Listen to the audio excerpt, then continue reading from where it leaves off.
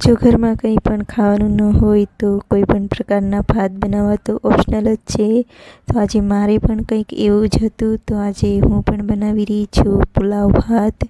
તો પુલાવ ભાત બનાવવા માટે મેં 1 પોણી વાટકી જેટલા ચોખા લીધા છે. બાસમતી ચોખા લીધા છે મેં અહીંયા. તમે કોઈ પણ પ્રકારના ચોખા લઈ શકો છો. આપણે કોઈ પણ ચોખા લઈએ પણ તે બનાવવાવાળા ઉપર આધાર હોય કે તે એકદમ છૂટા છૂટા પડીને બને. તો એવું નથી કે આ ચોખા જે છૂટા છૂટા પડીને બને. જો ખીચડીના ભાત હોય તો તે પણ સારી રીતે બહુ જ મસ્ત બની જતા હોય છે. તો મેં અહીંયા ભાતને 2 પાણીથી ધોઈ લીધા છે અને હવે મેં પહેલેથી જ અહીંયા આંધણ મેકી દીધું હતું. તો હવે આપણે તેમાં ધોયેલા ભાત ઉમેરી અને પછી સ્વાદ પ્રમાણે મીઠું ઉમેરી અને પછી તેને થોડીવાર માટે આપણે ચડવા દઈશું. તો જ્યાં સુધી આપણા ભાત ચડે ત્યાં સુધી આપણે તેમાં જે પણ બકાલું જે નાખવાનું છે, લીલા શાકભાજી, તે આપણે બધાએ સુધારી લઈશું. તો અત્યારે શિયાળાની સિઝન ચાલી રહી છે. અત્યારે લગભગ ઘણી પ્રકારના શાકભાજી મળી જતા હોય છે.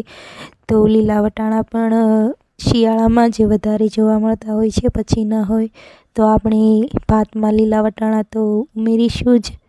તો આપણે લીલા વટાણાને પહેલાં સુધારી લઈશું.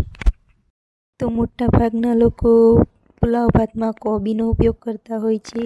પુલાવ ભાતમાં કોબી જ હોય છે, પણ હું અહીંયા કોબીની જગ્યાએ ફુલાવરનો ઉપયોગ કરું છું. તમે એકવાર જરૂર ટ્રાય કરજો. ફુલાવરથી ભાત બહુ જ મસ્ત બને છે. તો આપણે આ રીતે ફુલાવરને સુધારી લેવાનો છે પુલાવ ભાતમાં નાખવા માટે. તો હવે આપણે ટમેટું પણ નાખવાનું છે, તો આપણે તેને પણ સુધારી લઈશું. ટમેટું તો ગમે તે ભાત બનાવો તેમાં તો હોય જ. તો હવે આપણે તેને સાવ ઝીણું સુધારી લેવાનું છે.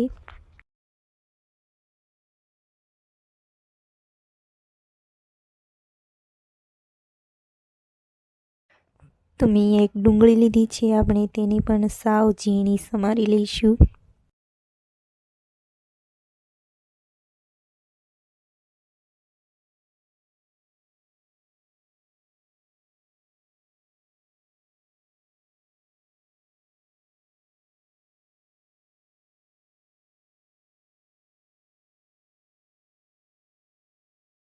તો મેં અહીંયા બધા જ શાકભાજી સાવ ઝીણા સમારી લીધા છે. તો હવે ત્યાં સુધીમાં આપણા ભાત પણ ચડી ગયા છે. તો આપણે તેને પણ પાણીમાંથી છૂટા પાડી લઈશું. તો જ્યાં સુધી આપણા ભાતમાંથી પાણી છૂટું પડે ત્યાં સુધીમાં આપણે પુલાવ ભાતનો મસાલો તૈયાર કરી લઈશું. તો સૌથી પહેલાં તો મેં અહીંયા એક પેનમાં 3 પાવડા જેટલું તેલ નાખ્યું છે અને 1 ચમચી જેટલી રાઈ ઉમેરી છે.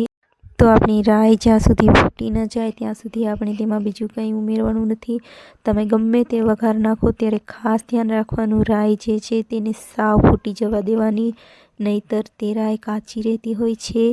તો હવે મેં અહીંયા રાઈ બધી જ ફૂટી ગઈ છે. તો પછી પાછળથી 1 ચમચી જેટલું આખું જીરું ઉમેર્યું છે અને મીઠા લીમડાના પાન ઉમેર્યા છે અને લીલા મરચાં જે ઝીણા સમારેલા હતા તે પણ આપણે વઘારમાં ઉમેરી દઈશું.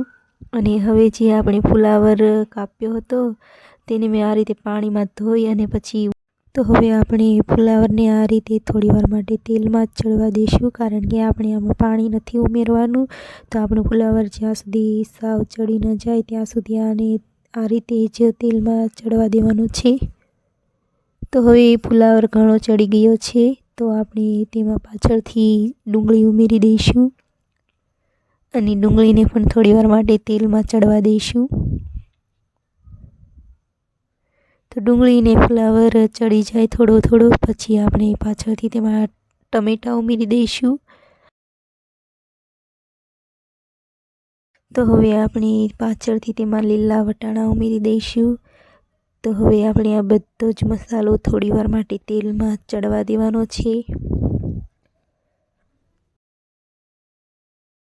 તો હવે આપણે આમાં સ્વાદ પ્રમાણે મીઠું ઉમેરી દઈશું અને પછી તેને થોડીવાર માટે તેલમાં ચડવા દઈશું, જેથી કરીને બધું મીઠું સારી રીતે ચડી જાય.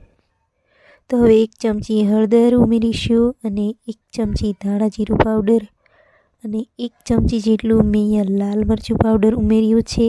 તો હવે આ બધું જ અહીંયા સારી રીતે મિક્સ કરી લેવાનું છે આપણે. તો પુલાવ ભાતનો મસાલો બનીને તૈયાર થઈ ગયો છે અને આપણા ભાતમાંથી પણ હવે પાણી છૂટું પડી ગયું છે. આપણા ભાત એકદમ છૂટા છૂટા પડી ગયા છે. તો હવે આપણે મસાલામાં ભાત ઉમેરી દઈશું અને પછી તેને આપણે સારી રીતે મિક્સ કરી લેવાનો છે.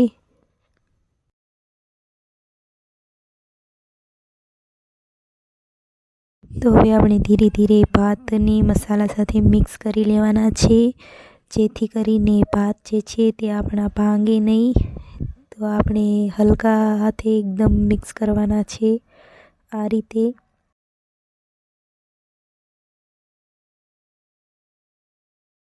તો તૈયાર છે આપણા સરસ મજાના પુલાવ ભાત.